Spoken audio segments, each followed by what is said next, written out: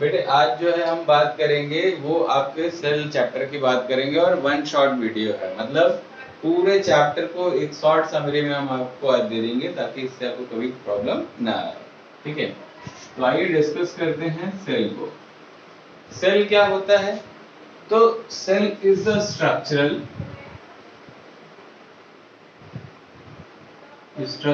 Functional and fundamental and fundamental unit of life है। Cell क्या है?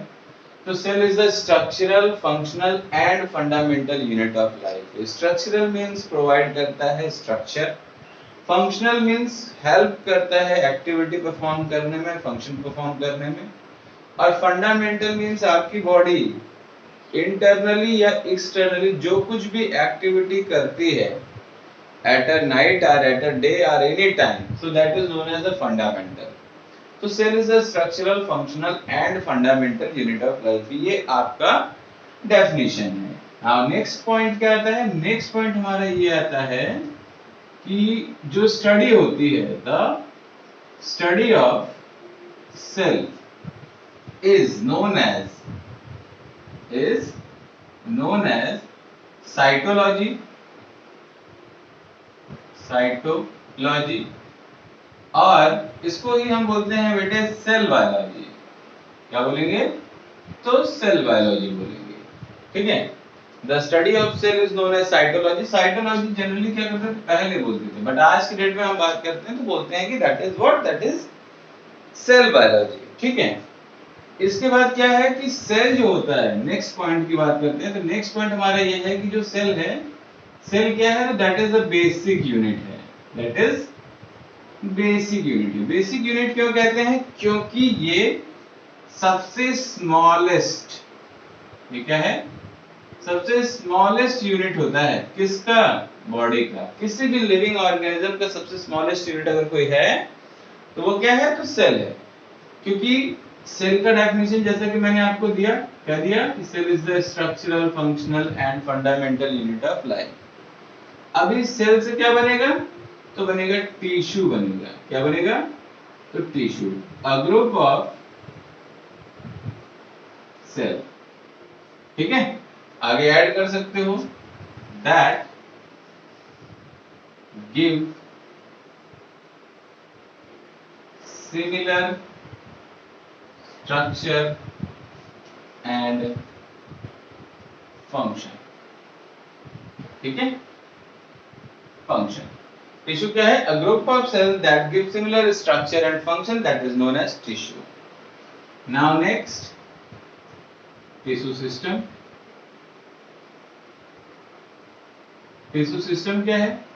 तो a group of tissue, a group of tissue, ठीक है, that gives similar structure and function. Now after that, organ. Organ की बात करें तो जो ये ऑर्गन है बेटे, उसमें भी क्या होगा? अ group of tissue system, a group of tissue system that give similar structure and function. And next one, organ system. ठीक है, so same things, यहाँ पे क्या हो जाएगा? a group of organ। ठीक है, और उसके बाद पूरा का पूरा प्रोसीजर एज यूजुअल आपका रहेगा। And finally organism. ठीक है, डिस्कवरी ऑफ सेल। ठीक है, इसमें सबसे पहले जो है हम देखेंगे किसको? सबसे पहला नाम आता है आपका रॉबर्ट हुक। ठीक है, कब? तो 1665 में। ठीक है, कहां पे इन्होंने इसको सर्च किया? तो प्लांट सेल में किया बच्चे। कहां किया? तो प्लांट सेल में किया। और किस तरीके का सेल था? सेल जो था वो डेड था। ठीक है, सेल कैसा था? तो डेड था। तो जो प्लांट सेल में इन्होंने किया, कहां पे किया? तो कॉर्क में किया। कहां पे किया? तो कॉर्क में। कॉर्क क्या होता है? So that is found below bark, ये कहां होता है? तो बार्क के नीचे होता है, स्टेम रीजन में आपको देखने को मिलता है। ठीक है, सेकंड नंबर पे आते हैं आपके एवी 11 हक। कब? तो 1674। ठीक है, इन्होंने किसकी डिस्कवरी की? तो एनिमल सेल की। किसकी की? तो एनिमल सेल की। ठीक है, सेल कैसा था? तो लिविंग सेल था बेटे। सेल कैसा था? तो लिविंग सेल था। और उस ऑर्गेनिज्म का नाम क्या था? ऑर्गेनिज्म का नाम था स्पाइरो स्पाइरो गायरा। ठीक है, ये है ऑर्गेनिज्म। फिर कहां पे किया? तो पॉन्ड वाटर में किया। कहां पे किया? तो पॉन्ड वाटर में किया। ठीक है, थर्ड वन हम बात करते हैं न्यूक्लियस की डिस्कवरी की। तो नाम है रॉबर्ट ब्राउन। कब? 1831। 1831 में रॉबर्ट ब्राउन ने किसकी डिस्कवरी की? तो न्यूक्लियस की डिस्कवरी की। क्लियर? नेक्स्ट है बेटा हमारा जो है जेई पुरकेंजी। ठीक है, जेई पुरकेंजी और वॉन मोहेल, इन्होंने क्या किया था? 1936 में डिस्कवरी की थी किसकी? तो टर्म प्रोटोप्लाज्म की। तो टर्म प्रोटोप्लाज्म की। नेक्स्ट जो हमारा टॉपिक है बच्चे वो है इन्वेंशन ऑफ माइक्रोस्कोप। ठीक है, इन्वेंशन ऑफ माइक्रोस्कोप में आपको तीन तरीके का माइक्रोस्कोप देखने को मिलता है। जैसे सबसे पहला आता है सिंपल माइक्रोस्कोप। कौन आ गया? तो सिंपल माइक्रोस्कोप। सिंपल माइक्रोस्कोप को देने वाले जो साइंटिस्ट थे ये थे आपके एवी 11 हक। ठीक है, सेकंड जो बेटे हमारा इन्वेंशन है माइक्रोस्कोप का है वो लाइट है, जिसको हम कंपाउंड माइक्रोस्कोप के नाम से भी जानते हैं। ठीक है, कौन दिया? तो रॉबर्ट हुक ने दिया। और थर्ड जो इंपॉर्टेंट माइक्रोस्कोप है जिसको आज के डेट में साइंटिस्ट लोग यूटिलाइज करते हैं, यूज करते हैं, वो है इलेक्ट्रॉन माइक्रोस्कोप। और इसको देने वाले साइंटिस्ट का नाम है Ernst Ruska and Max Knoll. जो सिंपल माइक्रोस्कोप था बच्चे उसको हम मैक्सिमम जो है 250 टाइम जो है किसी ऑब्जेक्ट को बड़ा कर सकते थे। ठीक है, लेकिन जो हमारा कंपाउंड माइक्रोस्कोप है उसको जो है हम मिनिमम जो है 250 से लेकर के 1500 टाइम्स मतलब 1500 टाइम्स तक जो है हम एक्सटेंड कर सकते थे, बड़ा करके देख सकते थे। लेकिन जो इलेक्ट्रॉन माइक्रोस्कोप है वो आपका है 40,000 टाइम्स है।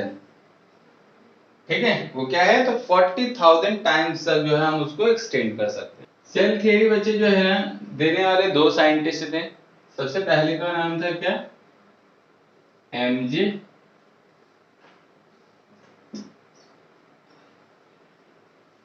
स्लाइडेन और दूसरे वाले का नाम था टी स्वान। ठीक है, ये कौन थे? तो ये थे बॉटनिस्ट। और ये कौन थे? तो ये थे जूलॉजिस्ट।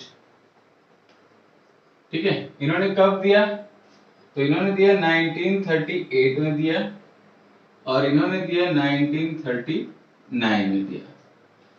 ठीक है, नेक्स्ट जो है बच्चे वो क्या है? Modern cell theory. किसने दिया? तो रुडोल्फ वर्च्यू। ठीक है, रुडोल्फ वर्च्यू ने दिया। इन्होंने क्या बोला? इन्होंने बोला ओमनी सेल्यूला ई सेल्यूला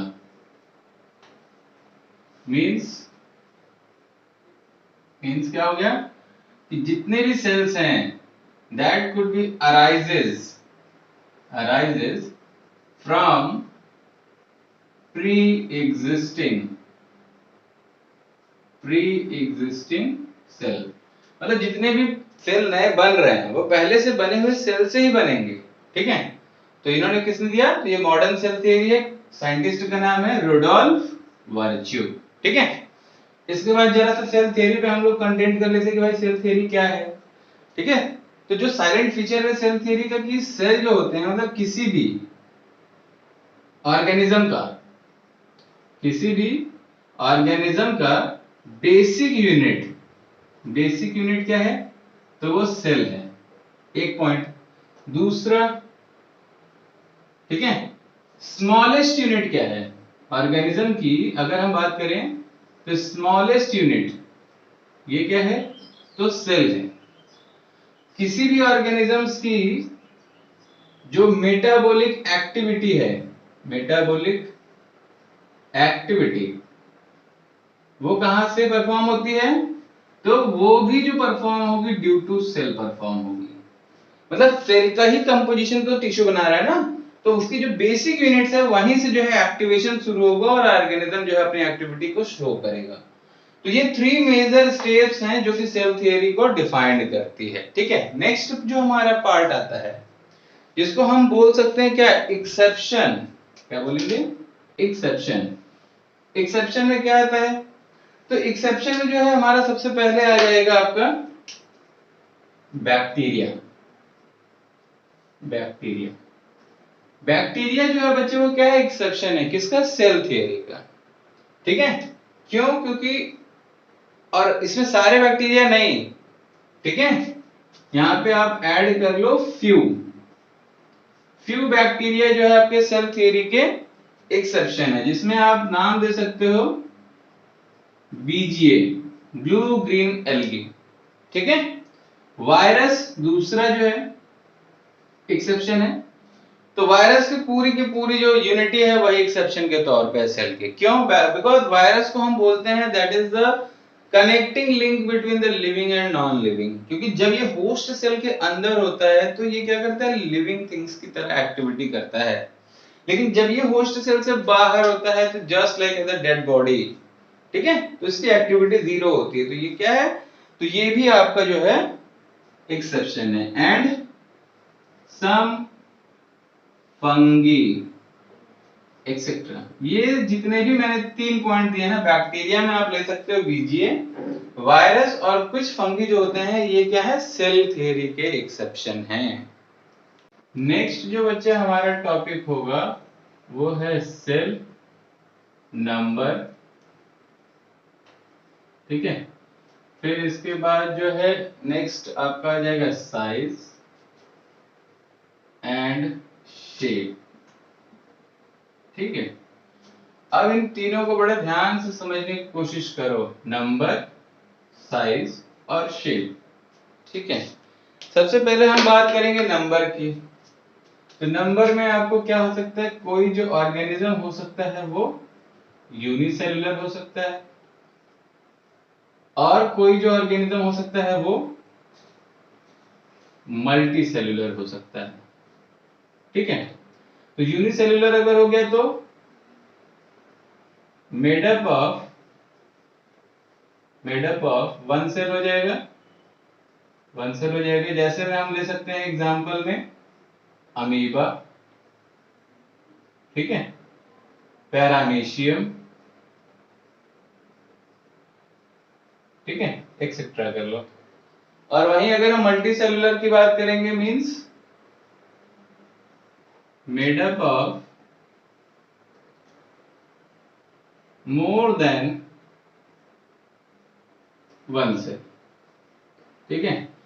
एक्सेप्शन खुद को ले लो, ह्यूमन बीइंग, ठीक है, एक्सेट्रा। मल्टी सेलुलर में तो बहुत सारे आते हैं, मतलब कि जो अगर आपका एक सेल का बना है देन हम उसको नाम दे देंगे क्या, यूनिसेलुलर, और अगर आपका मोर देन वन सेल का बना है तो उसको हम नाम दे देंगे मल्टी सेलुलर। ये तो हो गया नंबर की बात। अब बात कर ले साइज की, ठीक है। तो साइज में सबसे पहले हम बात करते हैं स्मॉलेस्ट सेल की, किसकी, तो स्मॉलेस्ट सेल की। फिर बात कर लेंगे हम लोग लार्जेस्ट सेल की, ठीक है। और फिर बात कर लेंगे हम लोग लॉन्गेस्ट सेल की, ठीक है।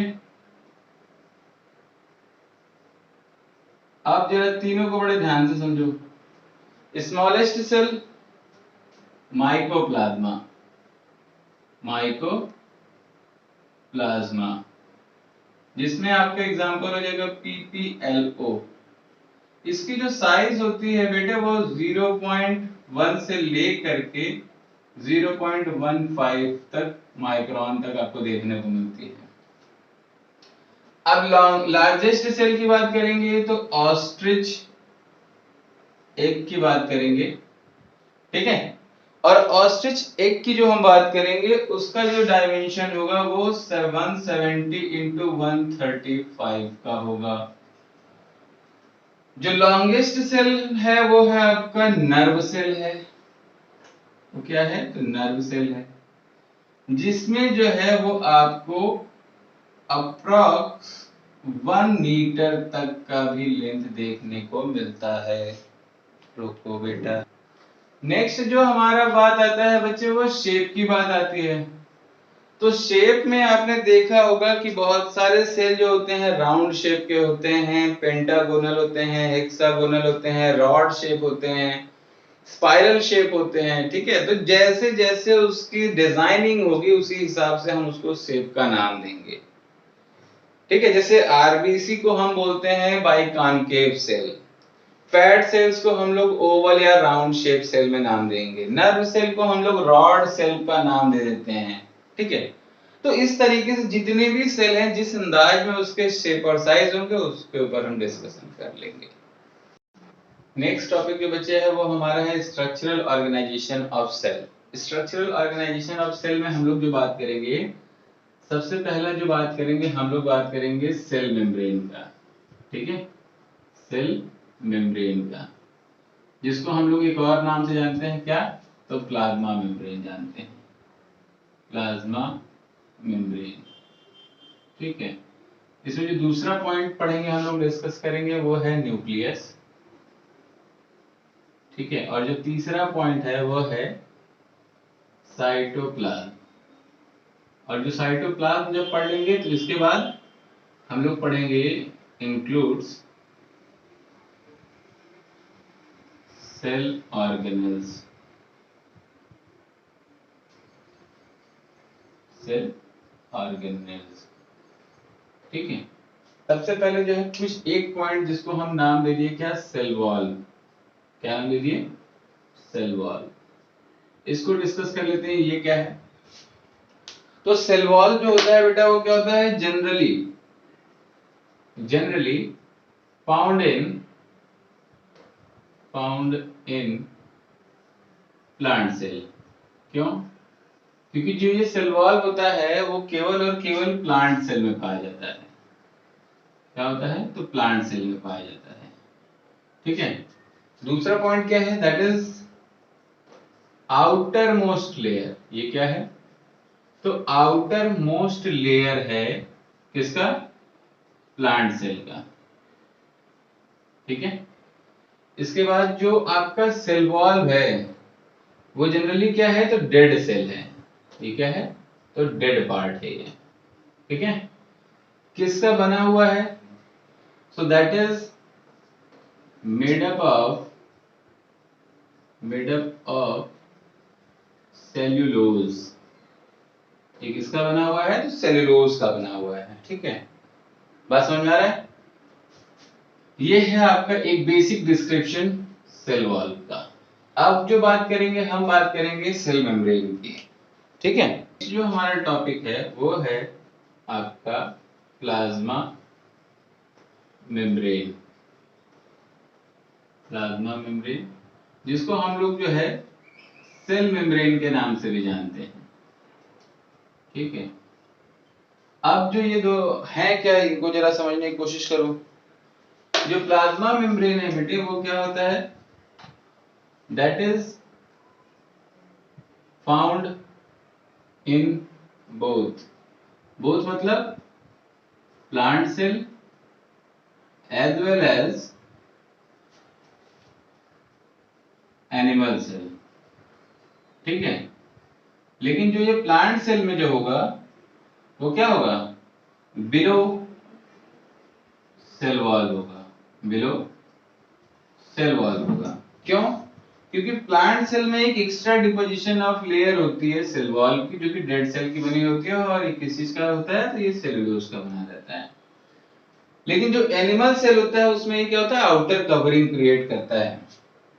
ठीक है। प्लाज्मा मेम्ब्रेन किसका बनता है, तो ये बच्चे बनता है लाइपोप्रोटीन का बनता है, लाइपोप्रोटीन का बनता है। इसका नेचर कैसा होता है, तो इसका नेचर जो होता है वो लिविंग होता है। इसका नेचर कैसा है, तो लिविंग है। ठीक है। और जो ये आपका सेल वॉल है, इसमें एक पॉइंट आप और ऐड कर सकते थे, ये क्या है, तो ये फ्रीली परमिएबल है। ये क्या है, तो फ्रीली परमिएबल है। ठीक है। लेकिन अगर इसके साथ बात करें तो ये क्या है, तो सेमी परमिएबल है, सेमी है, या सेलेक्टिव परमिएबल है, सेलेक्टिव परमिएबल है। ठीक है।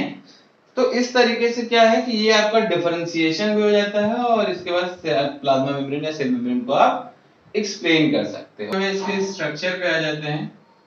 तो जो स्ट्रक्चर है कुछ इस तरीके से आपको देखने को मिलेगा।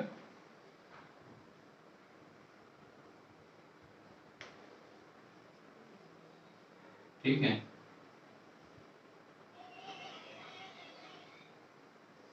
यहाँ पे भी आपको कुछ इसी तरीके से स्ट्रक्चर नीचे साइड में भी देखने को मिलेगा। ठीक है। और इसमें आपको नॉब लगे रहते हैं इस तरीके से। अब ये जो आपको दिख रहा है ये क्या है, तो ये फॉस्फोलिपिड,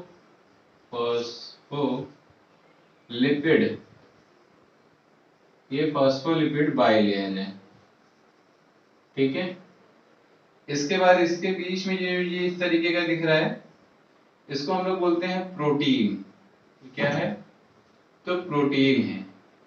और इस प्रोटीन से लगा हुआ इस तरीके का चेन लाइक स्ट्रक्चर दिखाई देता है, जिसको हम लोग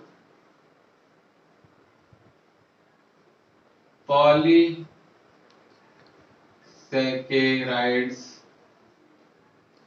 चेन का नाम देते हैं।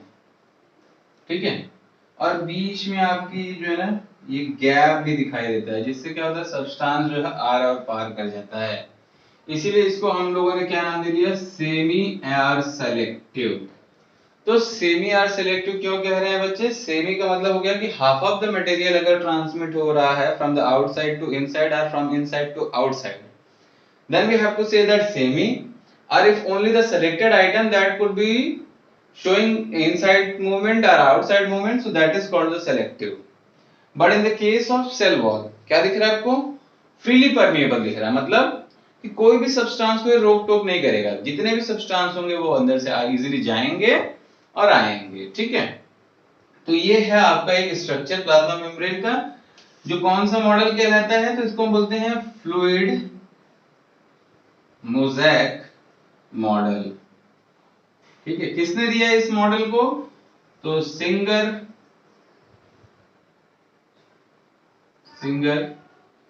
एंड निकोलसन,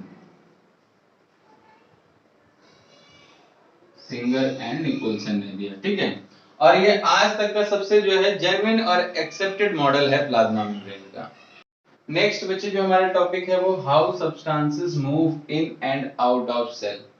जैसा कि अभी मैंने बताया ना कि प्लाज्मा मेम्ब्रेन में इन एंड आउट करता है, सेल वॉल में इन एंड आउट करता है, तो इसीलिए हम इसको फ्रीली परमेबल, सेमी परमेबल या सेलेक्टिव परमेबल कर रहे थे। तो ये जो मूवमेंट हो रहा है वो किसके थ्रू हो रहा है, तो इसमें जो सबसे पहला बात करेंगे, हम बात करेंगे डिफ्यूजन का। किसकी बात करेंगे, तो डिफ्यूजन की बात करेंगे। डिफ्यूजन क्या होता है, तो डिफ्यूजन जो होता है वो होता है movement of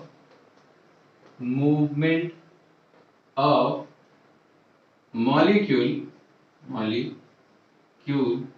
from higher concentration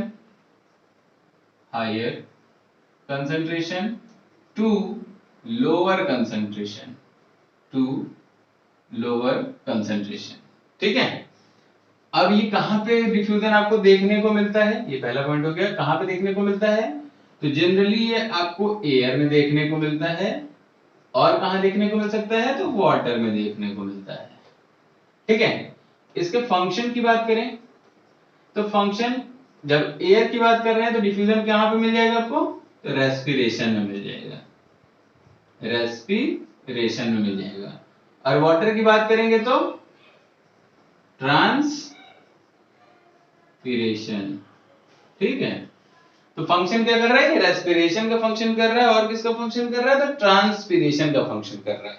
ठीक है, नेक्स्ट जो हमारा टॉपिक आता है वो आता है ऑस्मोसिस। ऑस्मोसिस, ऑस्मोसिस क्या होता है, तो इसमें भी मूवमेंट होता है, इसमें भी क्या होता है, मूवमेंट होता है। ठीक है, किसका मूवमेंट होता है, तो movement of molecule from higher concentration to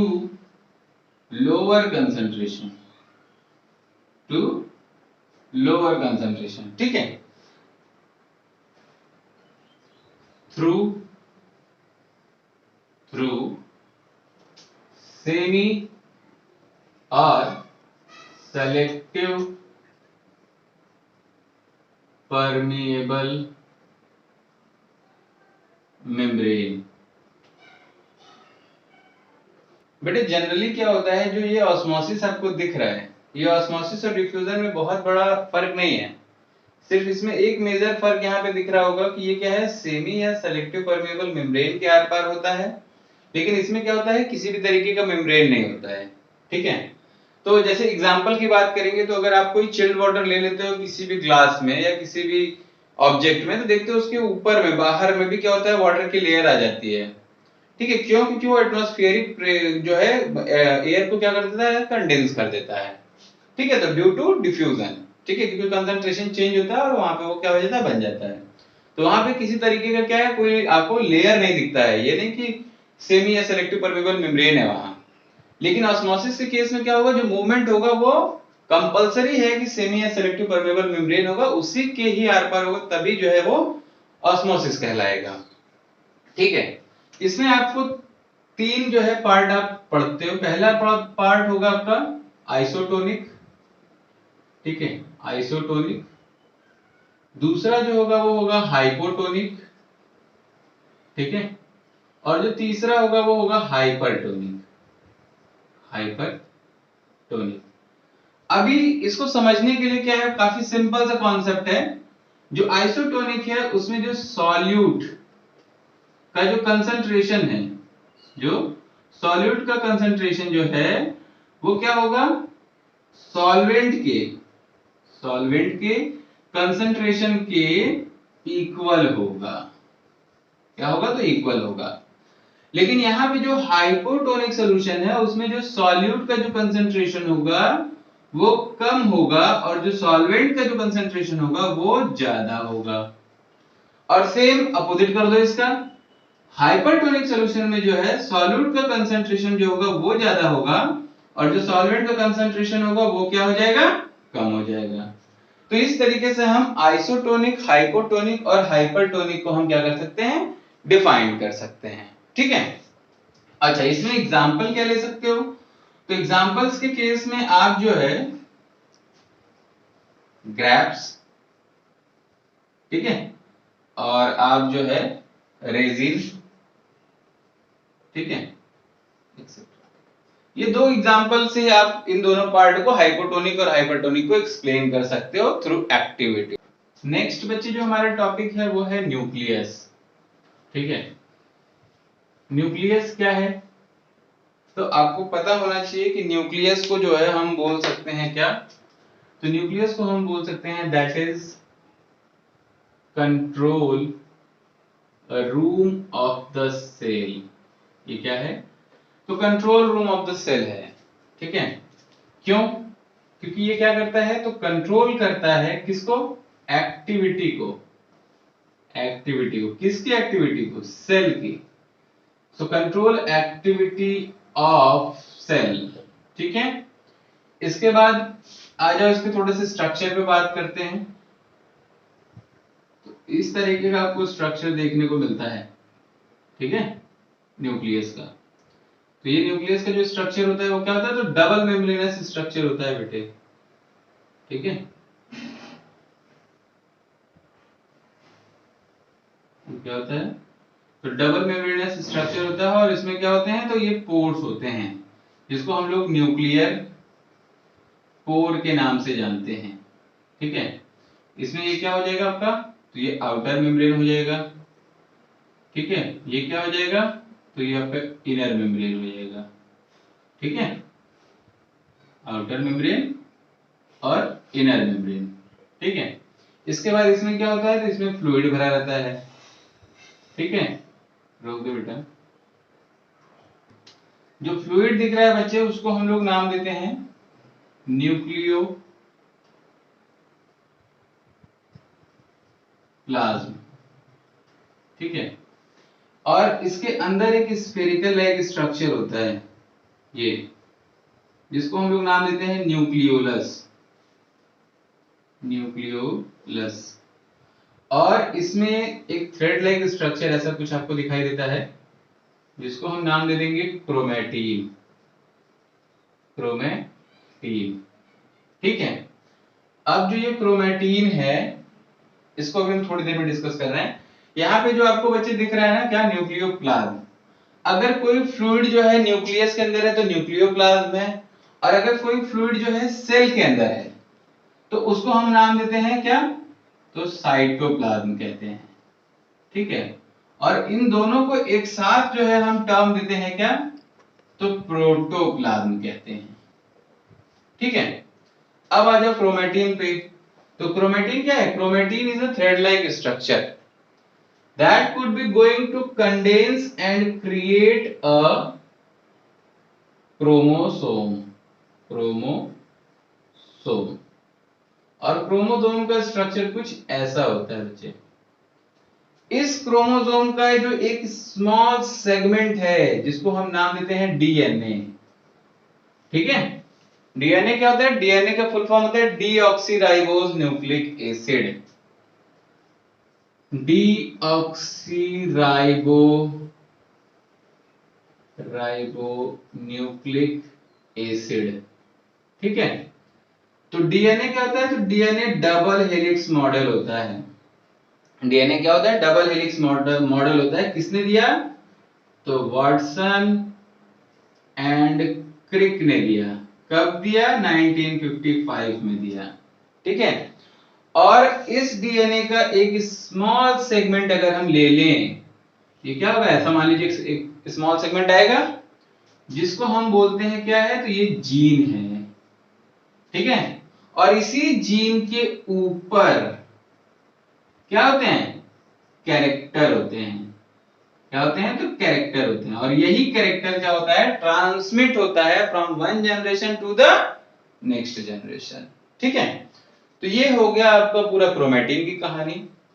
nucleolus क्या होता है? तो न्यूक्लियोलस जो है एक पार्ट है आपके न्यूक्लियस का, जिसका मेजर फंक्शन क्या है? तो मेजर फंक्शन, तो पहला फंक्शन तो यही है कि कंट्रोल करेगा। ये क्या करेगा? कंट्रोल, तो न्यूक्लियस को कंट्रोल करेगा, एक पॉइंट। दूसरा पॉइंट ये क्या करेगा? फॉर्मेशन ऑफ राइबोसोम, ठीक है। तो फॉर्मेशन ऑफ राइबोसोम का काम क्या है? राइबोसोम का काम ये होता है कि ये प्रोटीन का सिंथेसिस करता है। ये क्या करता है? तो प्रोटीन सिंथेसिस करता है। कहां पे? तो आपको पता होना चाहिए कि राइबोसोम दो जगह पाया जाता है, एक फ्री स्टेट में भी पाया जाता है और एक कंबाइंड स्टेट में भी पाया जाता है, ठीक है। तो कंबाइंड स्टेट में कहां पे होगा? तो ये होगा आर के पास, ये कंबाइंड स्टेट में होता है, रफ एंडोप्लाज्मिक रेटिकुलम। और फ्री स्टेट की बात करेंगे तो ये साइटोप्लाज्म में होता है, ठीक है। इसके बाद क्या हो गया? डबल मेम्ब्रेनस स्ट्रक्चर हो गया आपको, आउटर मेम्ब्रेन, इनर मेम्ब्रेन हो गया। फ्लूइड को क्या बोल दिया? न्यूक्लियोप्लाज्म बोल दिया। तो ये एक अल्ट्रा स्ट्रक्चर है आपका न्यूक्लियस का, जिसका फंक्शन क्या है, तो control room of the cell कहते हैं। क्यों? क्योंकि ऑल एक्टिविटी कंट्रोल करता है ये सेल की, इसीलिए इसका एक और नाम देते हैं क्या, ब्रेन ऑफ द सेल। ठीक है। और न्यूक्लियस को किसने दिया था, तो रॉबर्ट ब्राउन ने दिया था। कब दिया था, तो 1831 में दिया था। ठीक है। नेक्स्ट बच्चे जो हम बात करेंगे वो बात करेंगे सेल ऑर्गेनेल्स की अब। ठीक है, सेल ऑर्गेनेल्स की। ठीक है, तो सेल ऑर्गेनेल्स में जो पहला ऑर्गेनेल्स होगा वो हमारा होगा ईआर। ईआर का मतलब ये क्या हो गया, तो एंडोप्लाज्मिक रेटिकुलम। ये होता कहाँ है, तो जो ये आपका न्यूक्लियस होता है, ये इसके आउटर सरफेस पे इस तरीके का स्ट्रक्चर आपको देखने को मिलता है। और ये क्या होता है, ये पूरे न्यूक्लियस को कवर किया रहता है। तो जब न्यूक्लियस को ये क्या किया हुआ है, कवर किया हुआ है, तो हम समझ सकते हैं कि ये न्यूक्लियस को प्रोटेक्शन प्रोवाइड कर रहा है। ठीक है, पहली काम। तो इसका फंक्शन क्या लिख लेंगे, तो फंक्शन इसका लिख लेंगे कि प्रोटेक्शन देता है, किसको, तो न्यूक्लियस को देता है। ठीक है। इसके बाद क्या है, तो जो एंडोप्लाज्मिक रेटिकुलम होता है, that could be going to extended from cell membrane to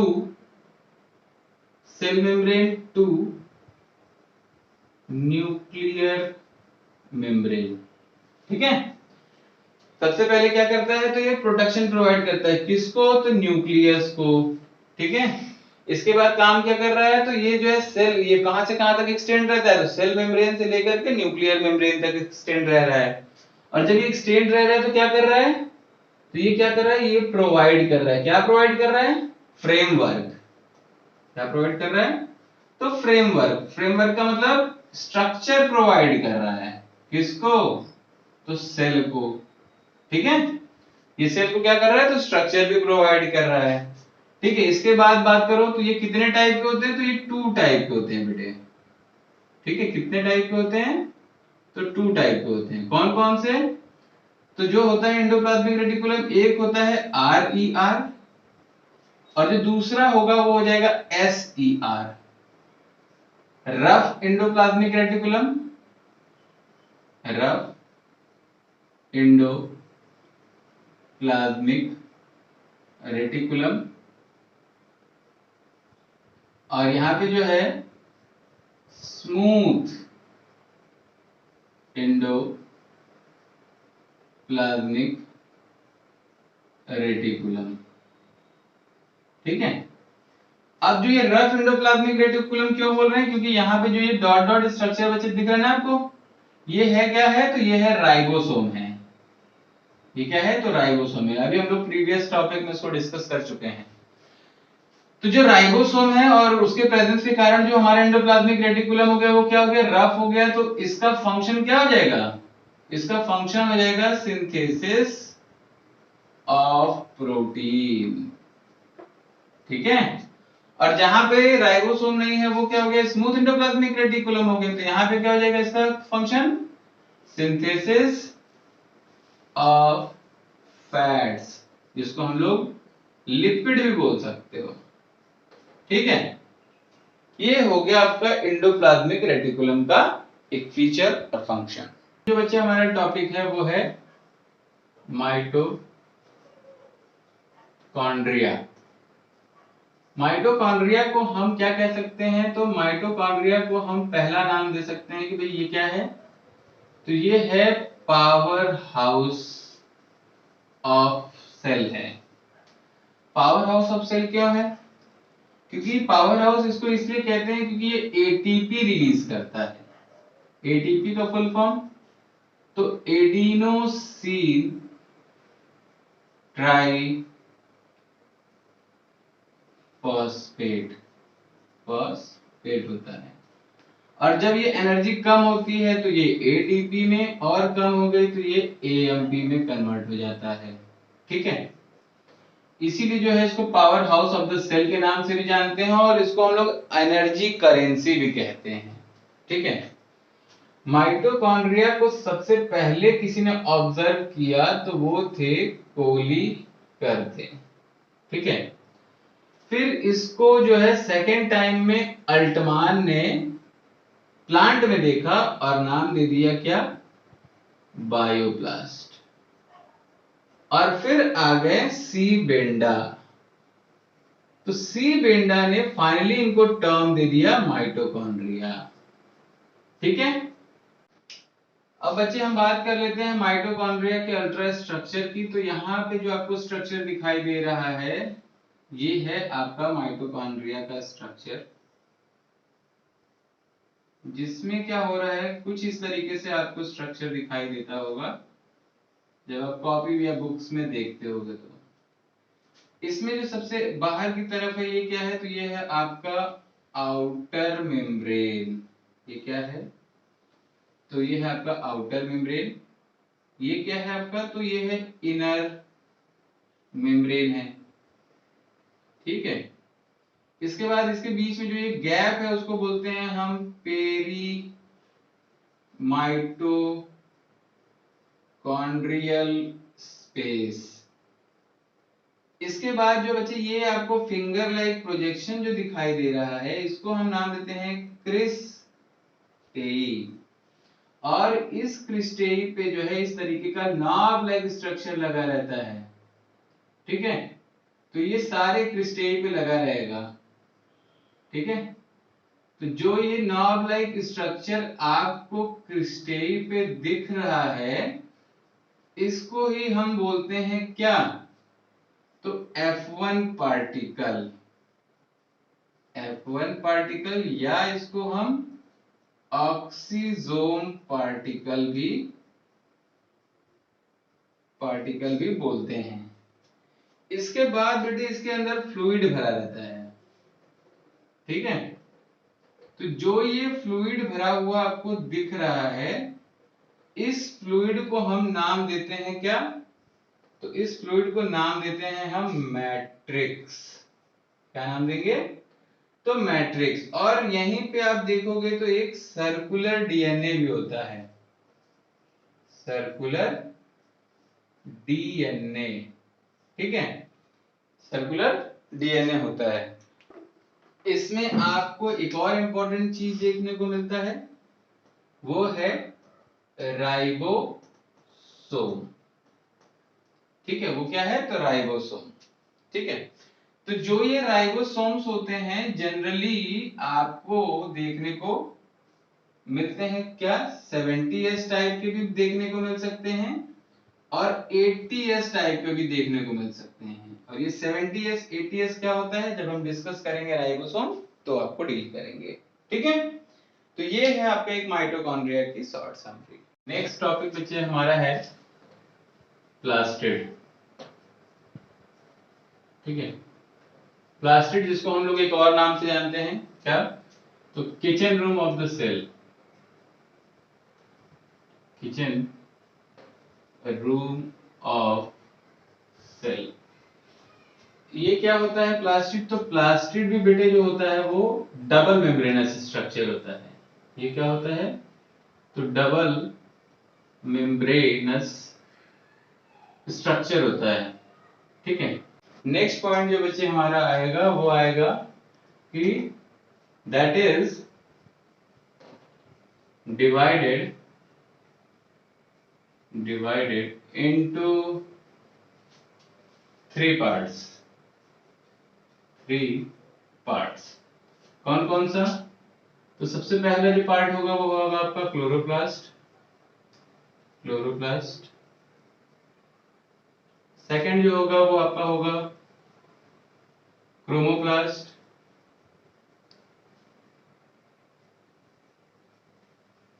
और थर्ड वन जो होगा वो होगा आपका ल्यूकोप्लास्ट।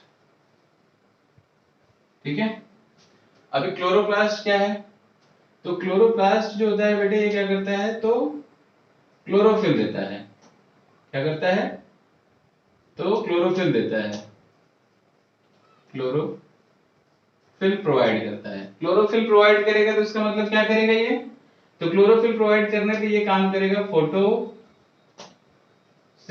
का काम करेगा, फोटोसिंथेसिस का काम करेगा। और ये जो क्लोरोफिल होता है वो कहाँ होता है, तो ओनली ग्रीन एरिया। क्यों, क्योंकि क्लोरोफिल के कारण ही जो है इसका कलर क्या होता है, ग्रीन होता है। तो जहां जहां क्लोरोफिल होगा वहां पे आपको क्या देखने को मिलेगा, तो ग्रीन कलर देखने को मिलेगा। ठीक है, अब थोड़ा सा इसके अल्ट्रा स्ट्रक्चर पे आ जाते हैं। तो जैसा कि मैंने क्या बोला, that is double membranous structure. तो यहाँ पे एक आउटर मेम्ब्रेन हो गया और एक आपका इनर मेम्ब्रेन हो जाएगा। ये हो जाएगा आपका आउटर मेम्ब्रेन और ये हो जाएगा आपका इनर मेम्ब्रेन। इसके बाद इसमें कुछ डिस्क लाइक स्ट्रक्चर आपको ऐसा दिखाई देगा। ठीक है, नेक्स्ट जो इसमें आपको दिख रहा होगा, इसके अंदर जो फ्लूइड होता है बेटे, उस फ्लूइड को हम लोग नाम देते हैं, इसको आप बोल सकते हो मैट्रिक्स, मैट्रिक्स भी बोल सकते हो और स्ट्रोमा भी बोल सकते हो।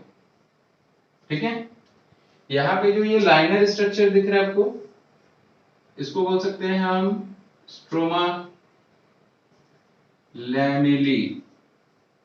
ठीक है, इसके बाद ये पूरा का पूरा जो ये सेट आपको दिखाई दे रहा होगा, ये इसको हम बोल सकते हैं ग्रेना, ग्रेना। ठीक है, और इसके एक सिंगल पोर्शन को, जो ये एक सिंगल है, उसको हम बोलेंगे थैलाक्वाइड, थैलाक्वाइड। ठीक है, ये थैलाक्वाइड हो गया। ठीक है, तो ये है आपका अल्ट्रा स्ट्रक्चर जो कि किसका है, तो ये है आपका क्लोरोप्लास्ट का। ठीक है, अब आ जाओ नेक्स्ट पॉइंट हमारा, बात करते हैं क्रोमोप्लास्ट। तो क्रोमोप्लास्ट जो होता है बेटा, एक्सेप्ट ग्रीन, ये क्या करता है, ऑल कलर देता है, ऑल कलर प्रोवाइड करता है। ठीक है, स्पेशली कौन सा कलर करता है, ऑरेंज, रेड और ब्लू देने को सब देता है, बट स्पेशली आपको ये कलर देखने को मिलता है। इसमें कौन सा पिगमेंट पार्टिसिपेट करता है, तो जेंथोफिल,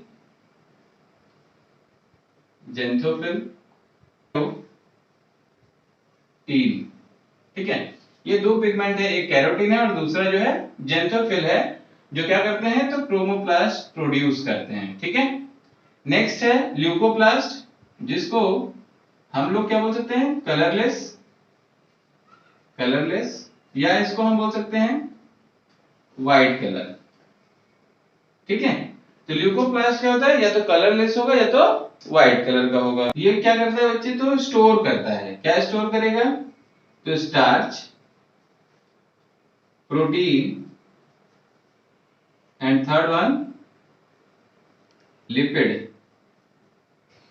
ठीक है, तो जो स्टार्च का फॉर्मेशन कर रहा है ल्यूकोप्लास्ट, उसको क्या कहते हैं, प्रोटीन के फॉर्मेशन को क्या कहते हैं, और लिपिड के फॉर्मेशन को क्या कहते हैं, स्टार्च एमाइलोप्लास्ट,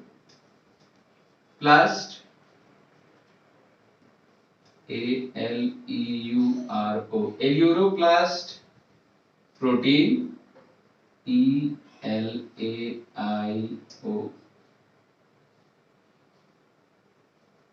ठीक है, जो स्टार्च है बच्चे वो एमाइलोप्लास्ट कहलाता है, जो प्रोटीन को सिंथेसिस करेगा या फॉर्मेट करेगा तो एल्यूरोप्लास्ट कहलाता है, और जो लिपिड को करेगा वो इलियोप्लास्ट कहलाता है। इस तरीके से अगर हम देखें तो पूरे प्लास्टिड में मेजर रोल जो है वो किसका है, क्लोरोप्लास्ट का है। क्या क्या रोल है, तो सबसे पहला काम क्या करता है, तो ये फोटोसिंथेसिस का काम करता है। सेकंड केस क्या है, तो साथ ही साथ ये जो प्लास्टिड है वो क्या करता है, स्टोरेज का भी काम करेगा। तो थर्ड केस क्या है, तो इसमें जो है ऑक्सीजन सप्लाई का भी ये काम करता है। ठीक है, याद रखेंगे, ऑक्सीजन सप्लाई का भी काम करता है। और यहाँ पे क्रोमोप्लास्ट है, तो जो डिफरेंट डिफरेंट कलर दे रहा है उससे क्या होता है कि पॉलिनेशन में हेल्प होता है, क्योंकि इंसेक्ट क्या होते हैं, अट्रैक्ट होते हैं। ठीक है, तो ये पूरा फीचर फंक्शन है आपके प्लास्टिड का। नेक्स्ट टॉपिक जो है बच्चे वो हमारा क्या है, तो वैक्यूल्स है। वैक्यूल्स क्या होता है, तो आपने देखा होगा स्फेरिकल लाइक या ओवल लाइक स्ट्रक्चर जो होता है उसी को हम क्या नाम देते हैं, तो वैक्यूल का नाम देते हैं। वैक्यूल जनरली क्या होता है, जो प्लांट सेल होता है, याद रखिएगा जो प्लांट सेल होता है उसमें लार्जर इन साइज होता है, क्या होता है, तो लार्जर इन साइज होता है। और वहीं जब एनिमल सेल की बात करेंगे, तो या तो वो एब्सेंट होगा या वेरी स्मॉल इन साइज होगा, ठीक है, स्मॉल इन साइज होगा। और वहीं बात नंबर की करेंगे तो यहाँ पे लेस इन नंबर होगा, लेकिन यहाँ पे क्या हो जाएगा, तो यहाँ पे बात करेंगे तो मोर इन नंबर होगा, ठीक है। इसके बाद आ जाओ, तो जो ये वैक्यूल है वो वैक्यूल क्या होगा, तो सिंगल मेम्ब्रेन का बना होगा। कितने मेम्ब्रेन का बना होगा, तो सिंगल मेम्ब्रेन का बना होगा। तो जब ये सिंगल मेम्ब्रेन का बना होता है तो जो इसकी आउटर कवरिंग होती है, इस आउटर कवरिंग को हम बोलते हैं टोनोप्लास्ट। और इसके अंदर जो फ्लूइड भरा रहता है, फ्लूइड कह लो या एयर कह लो, जो भी मटेरियल अगर इसके अंदर है तो उसको हम लोग बोलते हैं सेल सैप। अच्छा, इसका मेजर रोल क्या है, तो इसका मेजर रोल जो है वो है स्टोरेज का। अब स्टोरेज में क्या स्टोर कर सकता है, कुछ भी स्टोर कर सकता है। कुछ भी बोले तो ये आपको फूड भी स्टोर कर सकता है और वेस्ट को भी स्टोर करता है, ठीक है। इसीलिए हम इसको क्या बोलते हैं, तो स्टोरेज ऑफ मटेरियल बोल सकते हैं, ठीक है। ये है वैक्यूल्स। बेटे वैक्यूल्स में थोड़े बहुत और जो पॉइंट्स हैं उसमें एक आपको देखने को मिल सकता है कि जो वैक्यूल्स होते हैं वो क्या होते हैं, तो जैसे एक होता है कॉन्ट्रैक्टाइल वैक्यूल होता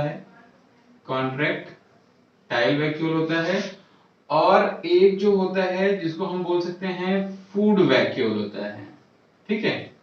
तो क्या होता है, तो फूड वैक्यूल होता है। तो फूड वैक्यूल का काम यही हो गया कि स्टोरेज ऑफ फूड, ठीक है। कहाँ देखने को मिल सकता है, तो ये आपको अमीबा में भी देखने को मिल सकता है और ये आपको पैरामीशियम में भी देखने को मिल सकता है। कॉन्ट्रैक्टाइल वैक्यूल कहाँ देखने को मिलता है, तो ये आपको अमीबा में देखने को मिलता है। इसी के थ्रू जो है ये क्या करते हैं, मूवमेंट करते हैं, ठीक है। और इसके एक दो और अगर हम क्या कर ले, फंक्शंस की बात कर लें, तो ये क्या करता है, तो ऑस्मो रेगुलेशन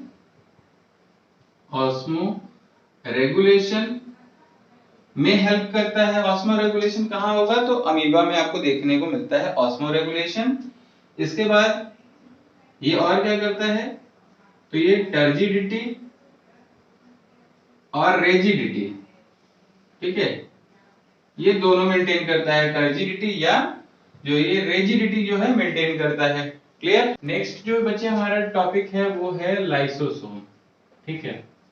तो जो लाइसोसोम है वो क्या है, तो लाइसोसोम भी क्या होता है, तो ये स्फेरिकल लाइक स्ट्रक्चर होता है। ये भी क्या होता है, तो ये सिंगल मेम्ब्रेनस स्ट्रक्चर होता है। ये भी क्या होगा, तो सिंगल मेम्ब्रेन का बना हुआ रहेगा, ठीक है।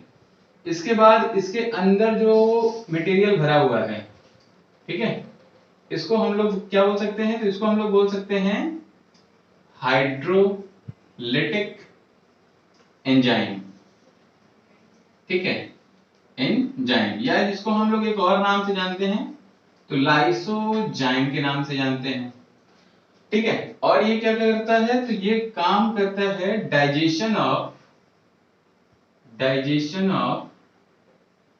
वेस्ट, ठीक है।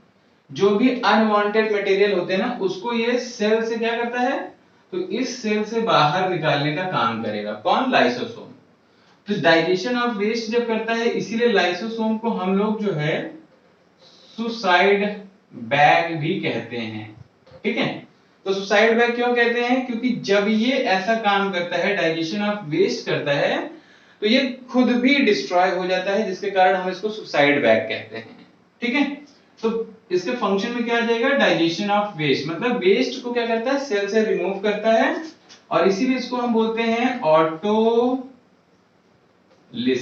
क्या बोलेंगे? तो ऑटोलिसिस बोलेंगे।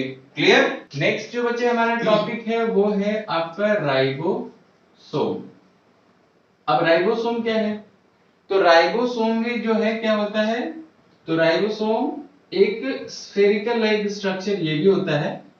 जनरली क्या होता है, तो ये दो पार्ट में डिवाइड हो जाता है। कैसे? तो ऑन द बेसिस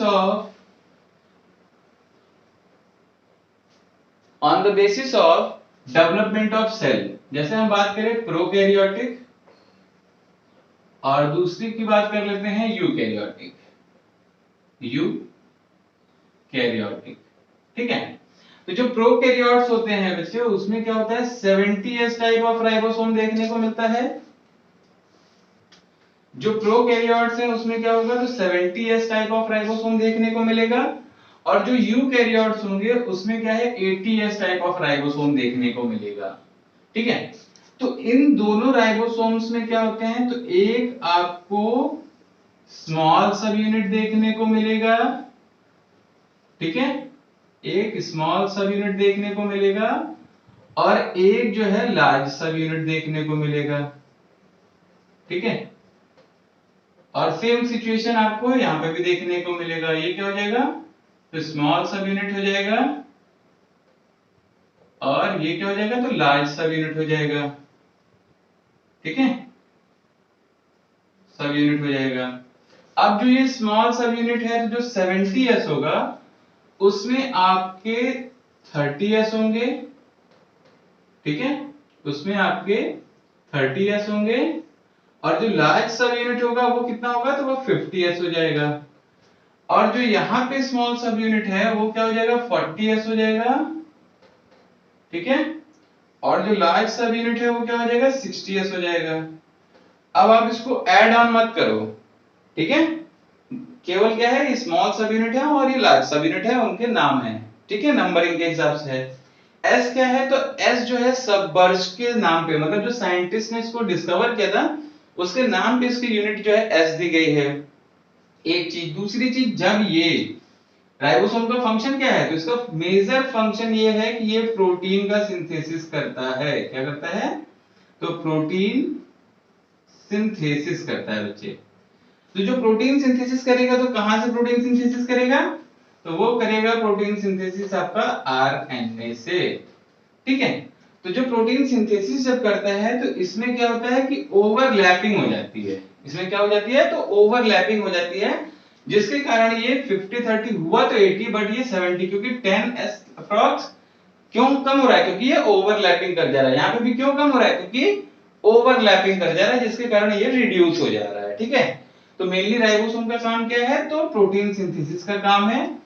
और प्रोकैरियोट्स क्या होते हैं, नॉट वेल डेवलप्ड सेल होते हैं, इसलिए वहां पे 70s देखने को मिलता है, और जो वेल डेवलप्ड है वहां पे आपको 80s देखने को मिलता है। ठीक है? नेक्स्ट बच्चे जो हमारा टॉपिक है वो डिफरेंशिएट बिटवीन प्रोकैरियोटिक और यूकैरियोटिक है। बहुत ही कॉमन सिस्टम और बहुत ही कॉमन कैरेक्टर्स को लेकर के हम डिस्कस करेंगे डिफरेंशिएट बिटवीन प्रोकैरियोटिक और यूकैरियोटिक। ठीक है? तो सबसे पहले ये क्या है, सेल ऑर्गेनाइजेशन की बात करेंगे। तो जो प्रोकैरियोटिक सेल होते हैं वो जनरली क्या होते हैं, तो ये क्या होते हैं, तो ये यूनिसेलुलर होते हैं। ठीक है? लेकिन यूकैरियोटिक क्या होंगे, तो आपके यूनिसेलुलर तो होंगे ही होंगे, साथ ही साथ क्या होंगे, तो मल्टी सेलुलर भी होंगे। ठीक है? तो मल्टी सेलुलर भी होंगे। ठीक है? तो दोनों हो सकते हैं इसमें। सेल साइज की बात करेंगे तो ये 1 माइक्रोन से लेकर के 10 माइक्रोन तक होते हैं, लेकिन अगर इसके सेल साइज की बात करेंगे तो 5 माइक्रोन से लेकर के 100 माइक्रोन तक आपको साइज देखने को मिलेगा। क्या होगा, तो डीएनए इसमें नेकेड होगा। ठीक है? इसमें कैसा होगा, तो नेकेड टाइप का आपको डीएनए देखने को मिलता है। ठीक है? और वहीं अगर हम बात करेंगे तो जो यूकैरियोट्स होते हैं उसमें कंबाइंड टाइप का होगा।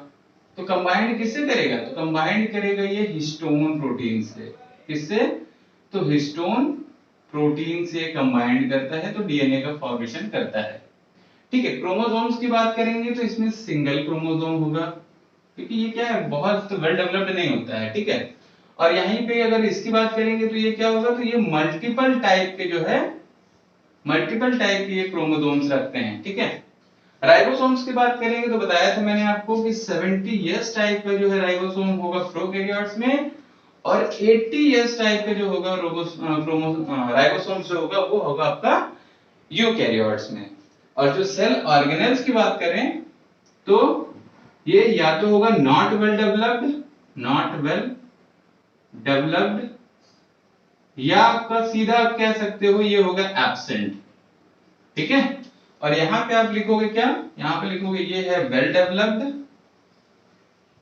डेवलप्ड, या आप सीधा लिख सकते हो प्रेजेंट। ठीक है, ये है आपका डिफरेंशिएशन। नेक्स्ट टॉपिक जो है बच्चे हमारा है वो है कि डिफरेंशिएट बिटवीन प्लांट सेल और एनिमल सेल। ये पूरे चैप्टर का समझ लो एक तरीके से जान है। क्यों? ये क्वेश्चन हमेशा पूछा जाता है, ज्यादातर जगहों पे देखोगे तो इस क्वेश्चन को पूछा जाता है, और यही क्या करता है कि आपको एक शॉर्टकट क्लू देता है छोटे छोटे एमसीक्यूज को याद करने के लिए। ठीक है, तो चलिए बात कर लेते हैं। कुछ कैरेक्टर्स मैंने यहाँ लिख रखे हैं, एनिमल सेल के पार्ट्स के हैं और यहाँ पे प्लांट सेल के पार्ट्स के हैं, उसको समझ लेते हैं। ठीक है, तो सबसे पहले हम बात करेंगे कैरेक्टर्स की, फिर एनिमल सेल की और फिर प्लांट सेल की। सबसे पहले क्या आता है साइज। साइज की बात करेंगे तो एनिमल सेल जनरली क्या होते हैं, स्मॉल होते हैं as compare to plant cell के। ठीक है, तो क्या हो गया, एनिमल सेल साइज की बात करेंगे तो स्मॉल, और प्लांट सेल की बात करेंगे तो लार्ज। सेकंड केस शेप की बात करेंगे तो जनरली जो एनिमल सेल होते हैं वो ओवल शेप के होते हैं, जबकि वहीं प्लांट सेल क्या होंगे, तो रेक्टेंगुलर शेप के होंगे। Third case cell wall absent होता है। सेल वॉल क्या होता है, एब्सेंट होता है। कहां पे, एनिमल सेल में। प्लांट सेल में क्या होगा, तो प्रेजेंट होगा। साइटोप्लाज्म की बात करेंगे तो एनिमल सेल में जो साइटोप्लाज्म होता है बच्चे वो एंटायरली सेल मतलब पूरे सेल में फैला हुआ रहेगा और डेंस होगा। डेंस का मतलब कि उसकी जो बोल सकते हैं कि जो उसमें सॉल्यूट के अमाउंट होंगे वो ज्यादा होंगे। ठीक है, लेकिन वहीं पे क्या होगा, जो प्लांट सेल होगा वहां पे जो साइटोप्लाज्म की कंडीशन होगी वो थिन लाइनिंग केवल क्रिएट करेगा। क्यों? क्योंकि उसमें वैक्यूल्स के साइज बड़े होते हैं। ठीक है, तो जिसके कारण वो क्या करता है, वैक्यूल्स उसको पेरिफेरी मतलब आउटर लेयर पे ही ढकेल करके रख देता है, ऐसा नहीं कि हर जगह फैलने नहीं देता है। ठीक है, तो इसलिए क्या करता है कि pushed to the periphery of the vacuoles. तो वैक्यूल्स के चारों तरफ या सेल मेम्ब्रेन के चारों तरफ आपको साइटोप्लाज्म केवल देखने को मिलते हैं प्लांट सेल में। नेक्स्ट वैक्यूल की बात करेंगे तो एनिमल सेल में जो वैक्यूल्स होते हैं वो स्मॉल साइज के होते हैं, लेकिन उनके नंबर ज्यादा होते हैं, मोर इन नंबर होते हैं। क्या होंगे, तो मोर इन नंबर। ठीक है, वहीं अगर हम बात करेंगे प्लांट सेल में तो लार्ज साइज के होते हैं और यहाँ पे क्या होंगे, लेस नंबर में आपको दिखाई देंगे, नंबर्स कम होंगे। ठीक है, नेक्स्ट है न्यूक्लियस। तो न्यूक्लियस की पोजीशन की बात कर रहे हैं हम यहाँ पे। ठीक है, तो न्यूक्लियस के पोजीशन की बात करेंगे। ठीक है, तो पोजीशन में क्या होगा कि एनिमल सेल में जो न्यूक्लियस होगा वो सेंटर में होगा, और जो प्लांट सेल है उसमें टुवर्ड्स पेरिफेरी, पेरिफेरी का मतलब साइड में होगा कहीं। ठीक है, इसके बाद गोल्गी बॉडी की बात करेंगे तो गोल्गी बॉडी क्या है, इलेबोरेटेड है। इलेबोरेटेड मतलब बड़े हैं।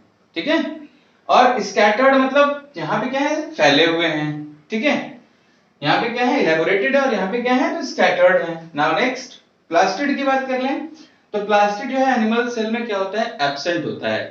प्लास्टिड क्या होता है, एनिमल सेल में एब्सेंट होता है, लेकिन एक्सेप्शन हर जगह है। कहाँ एक्सेप्शन है, तो जो प्रोटोजोअन्स हैं उसमें आपको प्लास्टिड देखने को मिलता है, जैसे अमीबा, पैरामीशियम। तो स्पेशली हम बात कर लेते हैं यूग्लिना। ठीक है, तो यूग्लिना क्या है, एक ऐसा प्रोटोजोअन है जहां पे आपको देखने को मिलता है प्लास्टिड। क्यों? क्योंकि इनके अंदर जब ग्रीन का सेटअप रहेगा तो ये फोटोसिंथेसिस के लिए भी ऑर्गेनाइज करते हैं खुद को। नेक्स्ट यहाँ पे बात करेंगे प्लास्टिड की, तो प्रेजेंट इन साइटोप्लाज्म, आपको प्लास्टिड साइटोप्लाज्म में ही देखने को मिलेगा प्लांट में, और फोटोसिंथेसिस करते हैं तो प्रेजेंट होगा। नेक्स्ट है आपका सेंट्रोसोम। ठीक है, सेंट्रोसोम। ठीक है, सेंट्रोसोम क्या होता है, सिर्फ और सिर्फ प्लांट सेल में प्रेजेंट होता है, एनिमल सेल में क्या होगा, तो एब्सेंट होगा बेटे।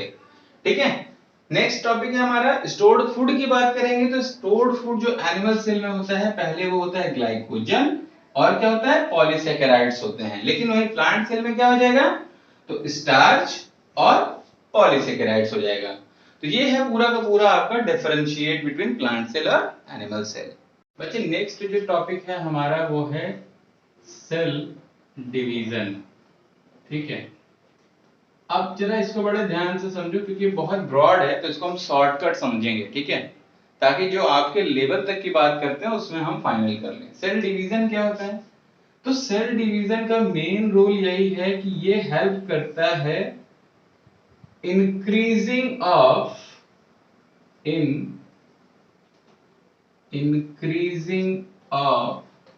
Number of cell.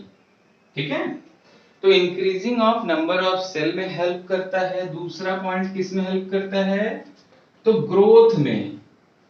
किसमें हेल्प करेगा? तो ग्रोथ में हेल्प करेगा। तीसरा पॉइंट किस में हेल्प करेगा? तो रिपेयर में हेल्प करेगा। क्या करेगा? तो रिपेयर करेगा ये। ठीक है, रिपेयर करेगा। ठीक है, इसके बाद क्या करेगा? तो हीलिंग में भी हेल्प करेगा। रिपेयर कह सकते हो या हीलिंग कह सकते हो। एक मिनट रुको तो। ठीक है, हीलिंग में भी हेल्प करेगा। नेक्स्ट की बात कर लेते हैं बेटे। तो ये क्या होता है? सेल डिवीजन में दो पार्ट आपको देखने को मिलेगा। पहला पार्ट होगा आपका माइटोसिस,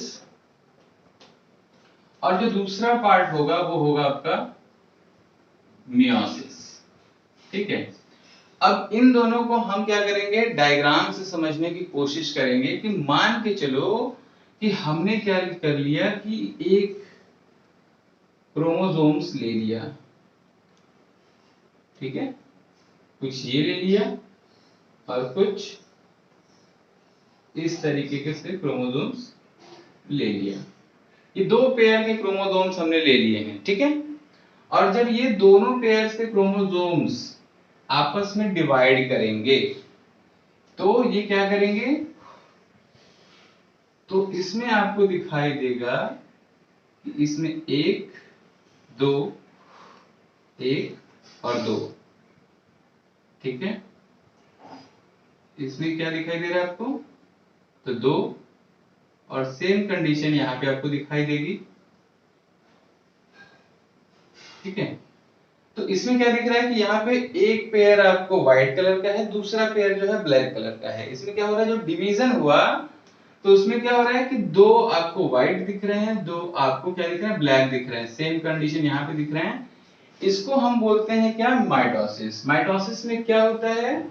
तो जो n होता है वो कन्वर्ट हो जाता है 2n में, और इसको हम क्या नाम देंगे? इक्वेशनल डिवीजन कहते हैं। क्या बोलते हैं? तो इक्वेशनल। ठीक है, इक्वेशनल डिवीजन क्यों कहते हैं? क्योंकि इसमें इक्वल अमाउंट ऑफ क्रोमोसोम्स आपको देखने को मिलते हैं। ठीक है, इसलिए इसको हम क्या बोलेंगे? Equational division. लेकिन अगर वही बात कर ले मियोसिस की, तो मियोसिस के केस में क्या होता है कि अगर आपके पास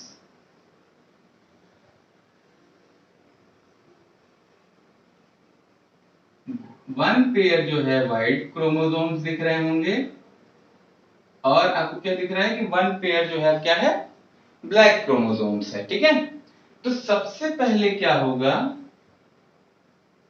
सबसे पहले आपको जो दिखेगा वो ये दिखेगा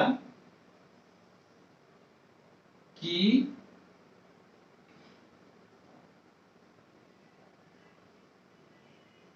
ठीक है, तो जो सबसे पहले आपको दिखाई देगा कि इसमें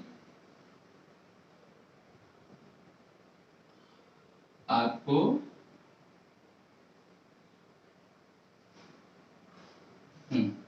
इसमें एक तो पूरा का पूरा ब्लैक होगा और एक पूरा का पूरा व्हाइट होगा।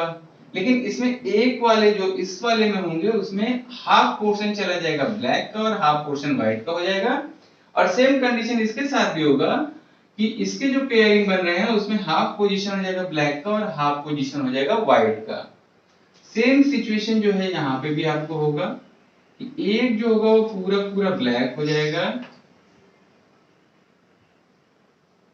ठीक है, और दूसरा वाला क्या हो जाएगा? तो दूसरे वाले में हाफ ब्लैक एंड व्हाइट हो जाएगा।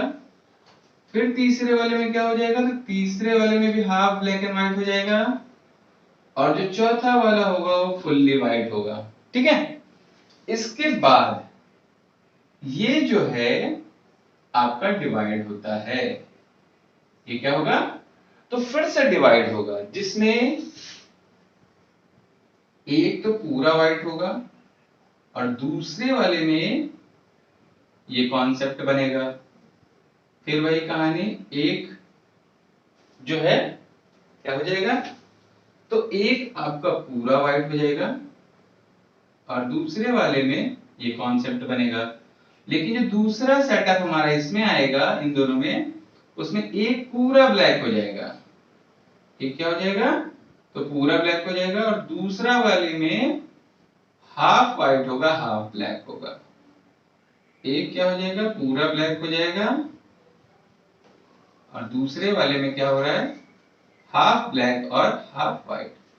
तो यहाँ पे आपको दिख रहा होगा कि ये जो है इन दोनों में दो पूरे पूरे व्हाइट हैं, दो हाफ हाफ हैं। वही कहानी यहाँ पे है, दो पूरे ब्लैक हैं, इसमें दोनों में क्या है, हाफ हाफ हैं। यहाँ पे क्या हो रहा है, पहले तो होता है इक्वेशनल डिवीजन। क्या होता है, इक्वेशनल डिवीजन होता है, और फिर उसके बाद हो जाता है यहाँ पे रिडक्शनल डिवीजन। क्या होता है, रिडक्शनल डिवीजन होता है। ठीक है, तो रिडक्शनल डिवीजन में कैसे हम रिडक्शनल कह सकते हैं, यहाँ पे देखो 4 है, लेकिन यहाँ पे क्या हो रहे हैं, 2 जा रहे हैं। ठीक है, मतलब 2n जो होगा यहाँ पे क्या हो जाएगा, n हो जाएगा। 2n क्या हो जाएगा, n हो जाएगा। लेकिन यहाँ पे बड़े ध्यान से देखो, तो यहाँ पे 2 सेल बने ना, लेकिन जो नंबर्स ऑफ क्रोमोसोम्स होंगे वो कितने हो जाएंगे, तो वो n ही रहेंगे, क्योंकि 4 यहाँ पे भी है और 4 यहाँ पे भी है, 4 यहाँ पे भी है। लेकिन यहाँ पे कितने हैं, यहाँ पे तो 4 है, लेकिन सब में यहाँ पे कितने कितने आ रहे हैं, तो 2 आ रहे हैं, 2 आ रहे हैं, 2 आ रहे हैं, 2 आ रहे हैं। मतलब यहाँ 2n से n हो जाता है, लेकिन यहाँ पे n से n ही रहेगा। ठीक है, चलो, जो ये माइटोसिस का केस है बेटे, वो जनरली आपको क्या होता है, तो ग्रोथ और रिपेयर में देखने को मिलता है। फिर से सुनो, जो ये माइटोसिस का केस होता है जनरली वो ग्रोथ और रिपेयर या हीलिंग में देखने को मिलता है। लेकिन यहाँ पे जो मियोसिस का केस है वो आपको क्या मिलता है, तो वो increasing in number of cell को करने में मिलता है। कहाँ पे, चाहे वो प्लांट सेल हो चाहे एनिमल सेल हो, मतलब नंबर ऑफ स्पर्म्स एग्स मिलकर के जाइगोट को जो फॉर्मेशन होता है वहां पे भी आपको मियोसिस देखने को मिलेगा, या प्लांट में जो एम्ब्रियो का फॉर्मेशन हो रहा है या सीड का फॉर्मेशन होता है तो उसके डेवलपमेंट में भी आपको मियोसिस देखने को मिलता है। बेटे ये जो है पूरे चैप्टर की शॉर्ट समरी है। ठीक है, और पूरा चैप्टर 1 शॉट में खत्म हुआ है। ठीक है, अगर आपको ये वीडियो अच्छा लगे तो शेयर, लाइक और सब्सक्राइब जरूर करना।